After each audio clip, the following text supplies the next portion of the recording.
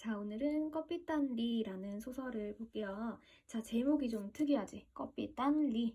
자, 꺼삐딴이 뭐냐면은 영어야, 영어. 원래 캡틴 있잖아. 우두머리, 뭐 최고봉, 대장 이런 뜻을 가진 캡틴에다가 리입니다. 자, 리씨, 이씨 성을 가진 어떤 캡틴에 대한 이야기다라는 건데 사실 이거 제목부터 굉장히 비꼬고 있어요. 자, 비꼬는 거 우리 뭐라고 하냐면은 풍자한다라고 그러거든요. 자, 이 소설은 풍자 소설의 대표주자라고 할 수 있어. 자, 여기 누구를 비꼬느냐? 리씨랬잖아. 여기 주인공이 이인국이라는 사람입니다. 자, 이인국이 이 좀 안 좋은 사람이야. 얘는 어떤 사람이냐면은 이기적, 자, 이기주의자, 지만 알아. 어떤 식으로 이기주의자냐면은 이 사람은 굉장히 격변의 시기에 살아요. 막 미국이 일본이 세력을 잡았다가 그 다음에 소련이 세력을 잡았다가 미국이 세력을 잡는 이런 막 격동의 시기에 살던 사람이었어. 그래서 누가 세력을 잡느냐에 따라서 획획 박쥐처럼 막 자신의 태도를 바꿔가면서 살아가는 사람이야. 자, 이기주의자이자 기회주의자였습니다. 자, 기회만 붙잡아서 지만 알고 막 나라나 민족은 어떻게 되든 상관없는 양심 버리고 사는 그런 사람이에요. 자, 그런 사람을 갖다가 왜 캡틴이다, 왜 네가 대장이다 라고 했냐면은 너 이기주의자 중에 캡틴이야. 너 기회주의자 중에 캡틴이야. 이렇게 비꼬는 거예요. 알겠죠? 자, 이 당시에는 이런 사람이 많았잖아. 그치? 특히나 그 일제강점기 때 친일파들이 많았잖아요. 그러면서 친일을 하면서 떵떵거리고 잘 먹고 잘 사는 그런 사람들을 작가가 비판하고 싶었던 거야. 그 사람들을 비판하기 위해서 이인국이라는 가상의 인물을 만들어내가지고 풍자하는 소설을 쓴 거예요. 그게 바로 겁비단리라는 소설입니다. 자, 여기 보면은 일단 앞에다가 선생님과 함께하는 내용 개괄 거기다가 정리를 좀 해볼게요. 자, 빈칸에 한번 적어볼까요? 자, 우선 이 소설의 갈래는 짧아. 그래서 단편 소설. 자, 그 다음에 좀 전에 풍자한다 그랬잖아요. 자, 풍자라는 것은 뭐냐면은 남을 비판한다 라는 거거든요. 자, 비판하는 소설, 풍자 소설이다. 자, 그 다음 두 번째 성격은 비판하잖아. 비판적이고 그 다음에 풍자소설이니까 풍자적이다. 이렇게 정리할 수 있어요. 성격은 비판적이고 풍자적이다. 자, 그 다음에 배경을 정리해볼게. 자, 배경은 시간적 배경, 공간적 배경 있었죠. 자, 우선 시간적 배경은 언제냐면은 1940년부터 한 1950년대쯤 이쯤이라고 볼 수 있고요. 그 다음에 공간적 배경은 어디냐? 자, 이 사람은 처음에는 북한에 살았다가 나중엔 남한으로 내려오거든. 자, 그래서 남한과 북한 둘 다를 아우르고 있습니다. 자, 이게 공간적 배경. 자, 그 다음에 우리 시점 알죠? 자, 시점 복습해보자. 시점 중에서 1인칭과 3인칭이 있었는데 나가 있으면 몇 인칭? 그치, 1인칭. 나가 없으면 3인칭이다. 자, 여기서는 나가 없어. 그럼 몇 인칭이야? 3인칭인데 그 중에서도 3인칭 두 개 있었지. 관찰자 시점이랑 전지적 작가 시점 두 개가 있었는데 그 중에서 마치 전지전능한 신처럼 모든 사건과 그 다음에 모든 인물들의 심리까지도 다 알려주는 거 뭐지? 전지적 작가 시점이지. 3인칭 전지적 작가 시점이 여기서 쓰이고 있어요.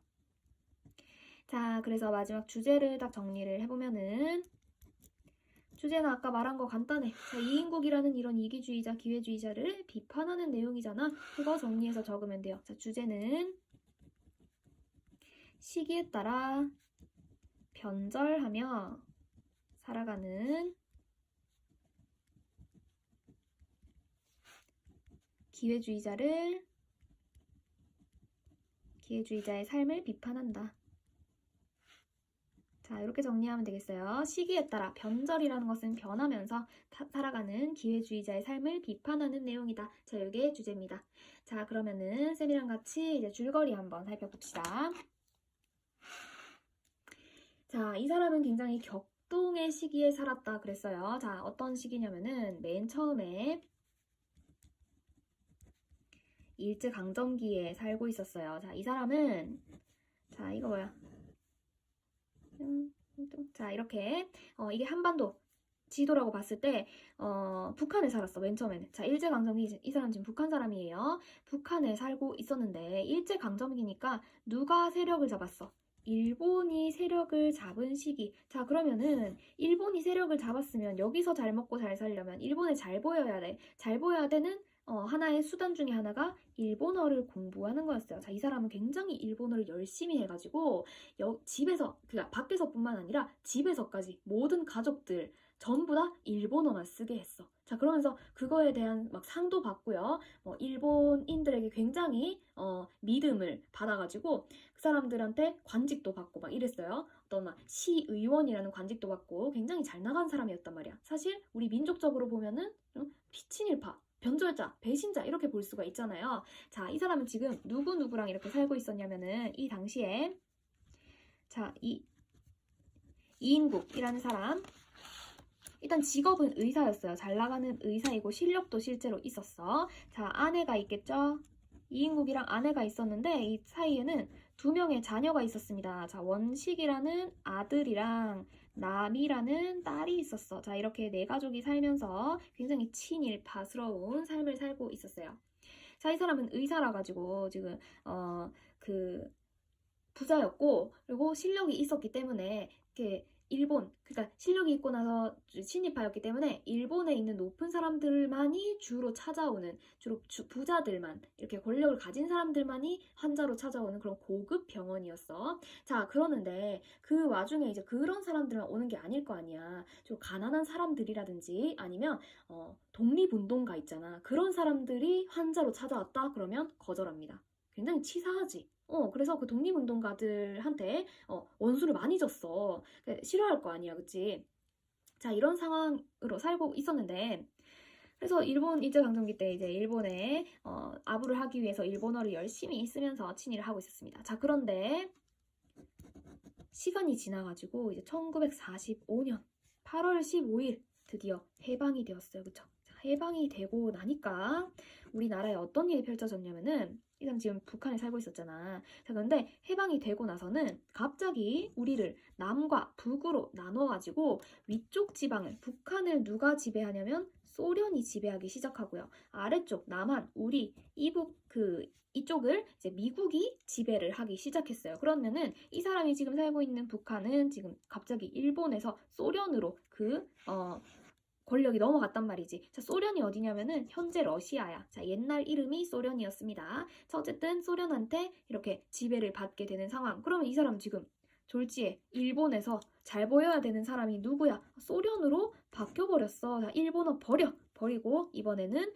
그 소련어를 공부를 하기 시작하는데요. 여기서는 노서아어라고 나옵니다. 자, 이게 뭐냐? 노서아라는 것은 러시아를 뜻해. 우리 옛날에 영어를 잘 모를 때는 이게 러시아라는 말을 쓰지 못했어요. 그래서 그것과 굉장히 비슷한 음의 한자를 가져와서 대신 썼단 말이야. 그래서 러시아랑 비슷한 한자어를 가져오다 보니까 노서아라고 한 거야. 자, 얘를 줄여서 노어라고도 합니다. 자, 우리 일본어도 일어라고도 하잖아. 노서아도 이렇게 노어라고 하는데 현재 러시아, 즉 소련어를 노어라고 했어요.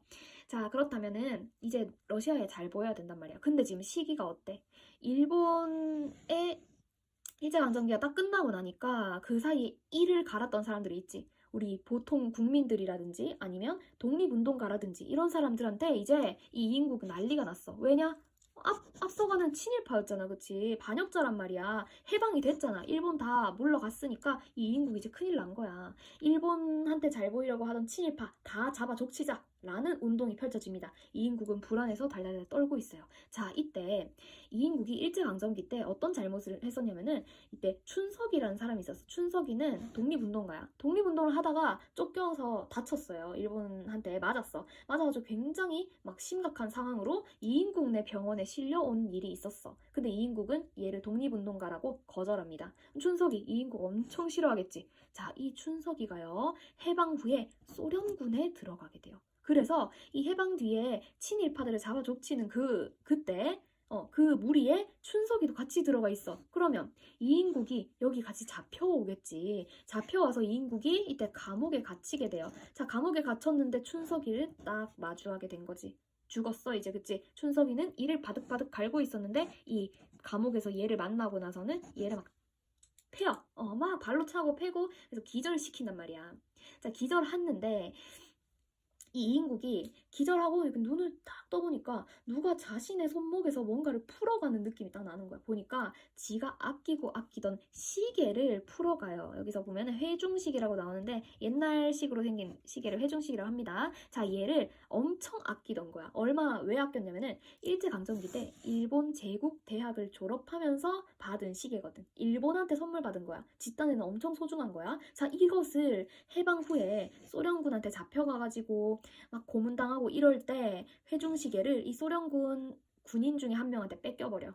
이제 뺏기고 나서 이제 감옥에 계속 갇혀 있습니다. 근데 감옥에서도 이 사람은 참 지치지 않아요. 자, 이번에는 내가 이 달라진 사회에서 잘 먹고 잘 살아보겠다, 살아남아 보겠다라고 하면서 뭘 하냐면 감옥에 누가 버리고 간 러시아어 책 있죠, 노서아어 책을 막 공부를 해요. 이 사람 지금 언어적으로 굉장히 뛰어난 사람이야. 그래서 일본어도 잘했잖아. 자, 그래서 막 공부를 열심히 하고 있어. 그러던 와중에 이제 그 감옥에 전염병이 돌기 시작해요. 그 전염병이 돌고 감옥에 있는 사람이 아무리 죄수라 해도 그 감옥에 있는 사람이 죽으면은 그 사람들을 관리해야 되는 그 교도관들 있지. 그 간수들은 아무래도 그 처벌을 받게 돼요. 니 왜 제대로 간수 못해서 이 감옥에 있는 사람들 죽였냐? 라고 하면서 처벌을 받으니까 이때 그 처벌을 받기 싫은 스텐코프라는 중요한 사람이 나와요. 자, 이 사람은 여기 소련의 감옥을 관리하는 그런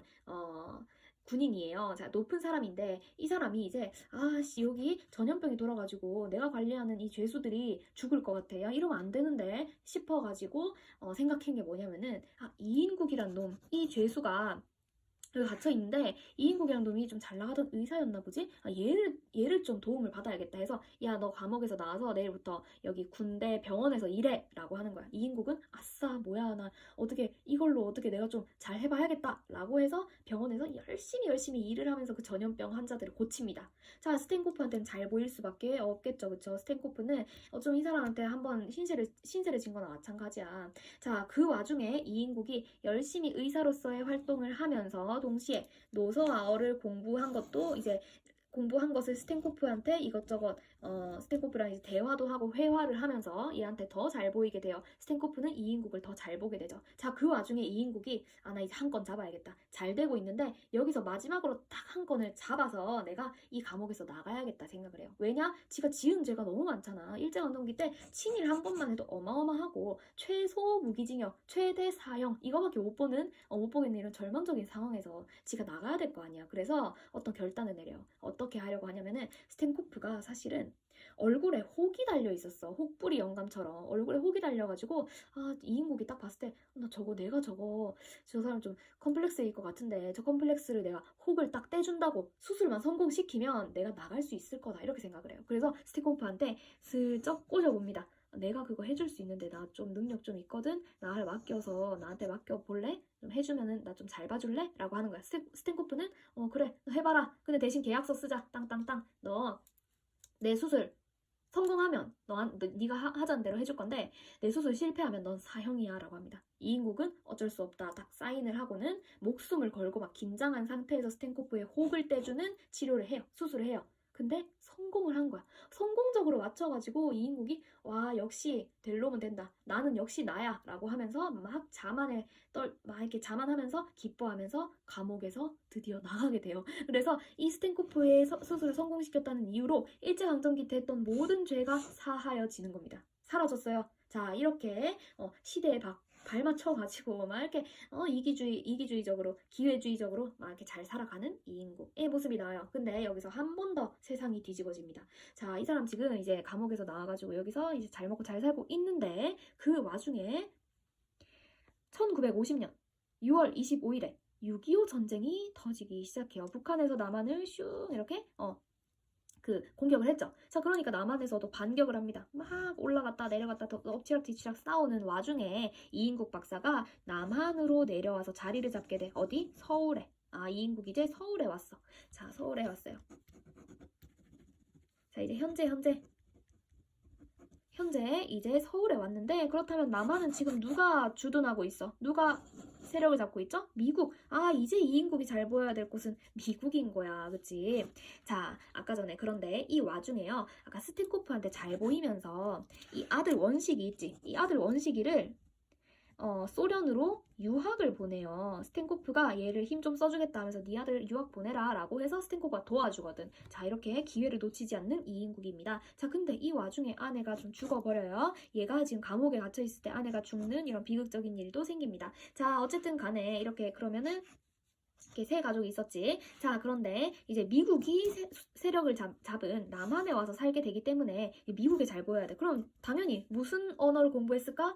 영어를 공부했어. 자, 여기서 지금 소설에서 보면은 이 언어라는 것들이 굉장히 중요한 역할을 하죠. 일본어를 공부함으로써 일본에 잘 보인다. 노어를 공부함으로써 소련에 잘 보인다. 영어를 공부함으로써 이번에는 미국에 잘 보인다라는 거예요. 샤바샤바 아부를 하기 시작하는 거야. 자, 이제 지금 시대에서는 어떤 일을 하냐면 이제 미국이 뜰 때다. 미국이 뜨는 이런 시기에서는 우리 딸내미도 미국으로 유학을 보내야겠다 생각을 해요. 자, 근데 그래서 딸내미가 살고 있는데 이 딸이 영어 공부를 해야 되잖아. 그래서 영어 공부를 하기 위해서 붙여준 과외 선생님이 있어. 미국인 과외 선생님이 있는데 그 둘이 사랑을 해버려. 그래서 이 남이는 지금 그 미국인 남자랑 결혼을 하겠다. 딱 선언을 하고 둘이 같이 미국에 유학을 가 있어요. 근데 이 이인국 박사는 이걸 별로 탐탁지 않아 해. 그래도 옛날 사람이잖아. 옛날 사람이니까 막 이런 얘기를 해요.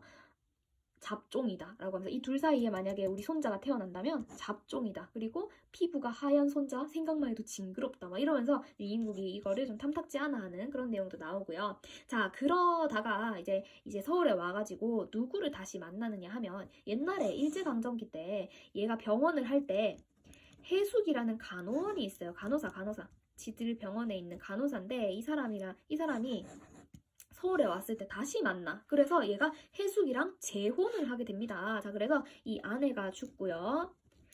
이인국이 해숙이랑 재혼을 하게 돼요. 자, 그래서 이제 살다가 해숙이랑 재혼하고 아기도 낳아. 그래서 이 사람이 한 50살 때쯤 재혼을 해가지고 아기를 낳아서 굉장히 늦게 아기를 보고 그래서 아기를 잘 키워야겠다 이런 생각을 한 장면도 나오고요. 자, 어쨌든 그래서 영어를 공부를 하고 이번에는 누구한테 잘 보이려고 아부를 하냐면은 브라운 씨라는 사람이 나옵니다. 브라운 씨. 자, 이 사람은 미국 대사관이야. 자, 미국 대사관, 높은 사람한테 잘 보이기 위해서 왜 잘 보이려고 하냐면요.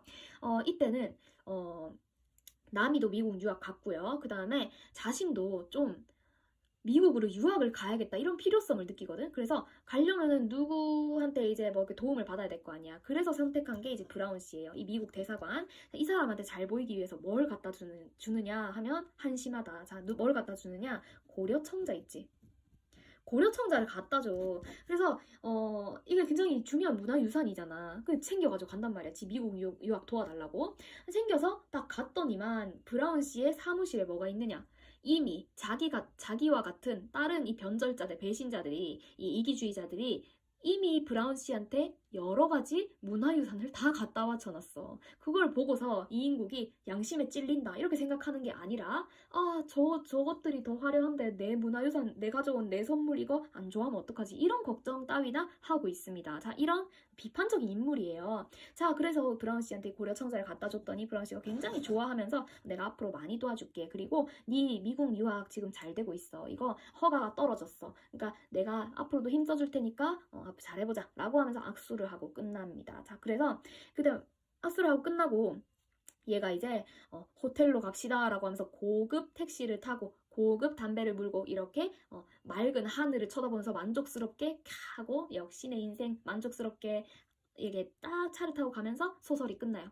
원래 우리 소설이라면 나쁜 놈은 벌 받고 끝나야 되잖아. 근데 이 사람은 왜 이렇게 소설을 끝냈냐면은 이게 현실이기도 하고요. 그렇게 막 나쁜 놈이 끝까지 잘 사는 모습을 독자들한테 보여줌으로써 더 비판하려고 하는 거지. 독자들 화가 나잖아, 그치? 자, 이런 소설입니다. 어쨌든 간에 이런 세 가지의 격변하는 이런 시대에서 막 왔다 갔다 하면서 그 시대에 알맞게 이렇게 태도를 바꿔가면서 사는 그런 박쥐 같은 인간을 비판하고자 하는 소설이었고요.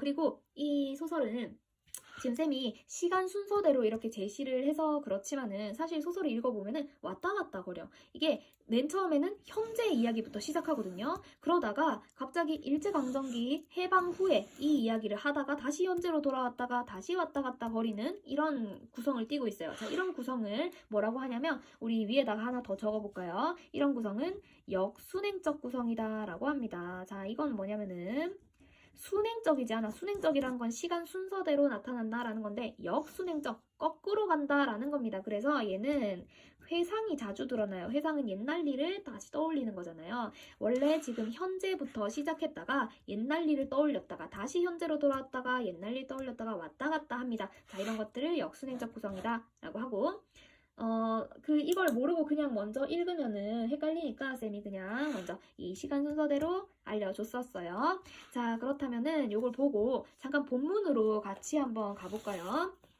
여기 가가지고,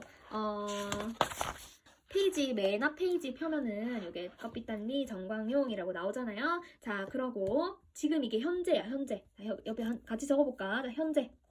여기부터 첫 번째부터는 현재를 얘기해요. 현재는 지금 미국이 그 세력을 잡고 있는 그 서울에서의 그 시대잖아요. 자, 한 장 넘기세요. 그 다음에 한 장 더 넘기세요. 더 넘기면은 2장 넘기니까 자, 여기 중간쯤 가면은 아내가 꼼꼼히 싸놓은 포장물을 들고 이인국 박사는 천천히 현관을 나섰다. 벌써 석간신문이 배달되었다. 석간신문 동그라미. 자, 석간신문이란 건 저녁에 배달되는 신문인데 이거 왜 동그라미 하느냐? 자, 잠깐 좀 이따 얘기할게.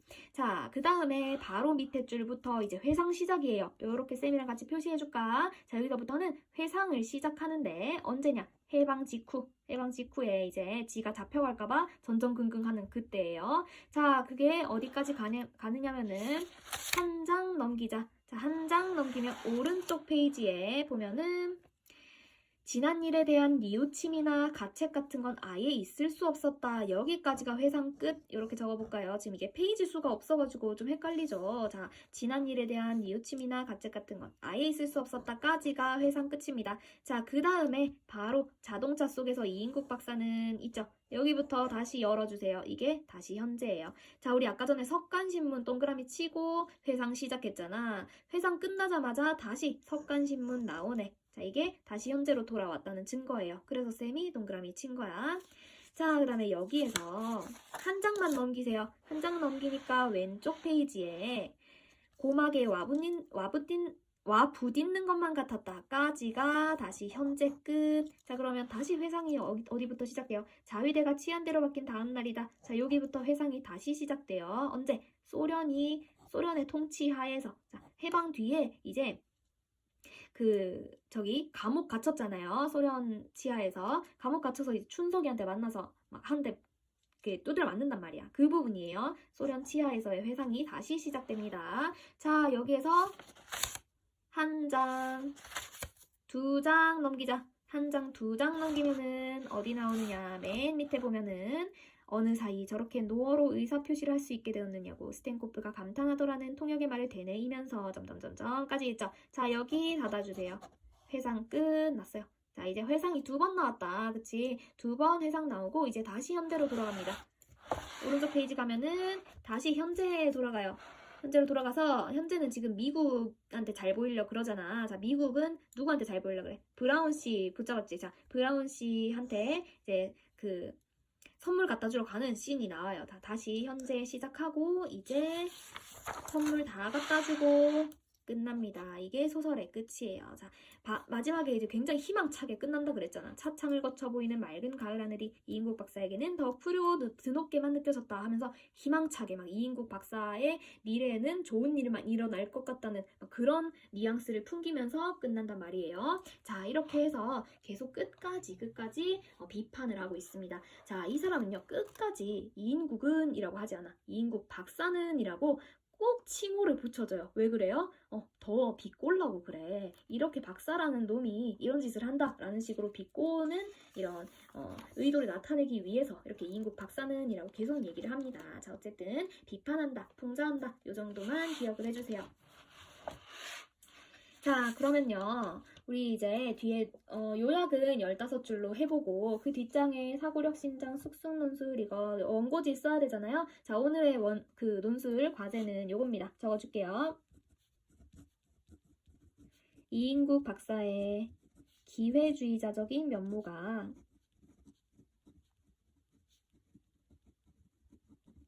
스스로의 삶에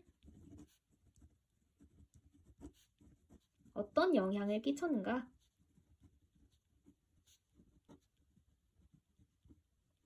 자, 요거를 생각해서 적어주시면 돼요. 자, 이인국 박사의 기회주의자적 면모란 건 모습이야, 모습. 기회주의자적인 모습이 그 자신의, 그 이인국 박사 스스로의 삶에 어떤 영향을 끼쳤는가 요거 생각을 해서 적고 제출을 해주시면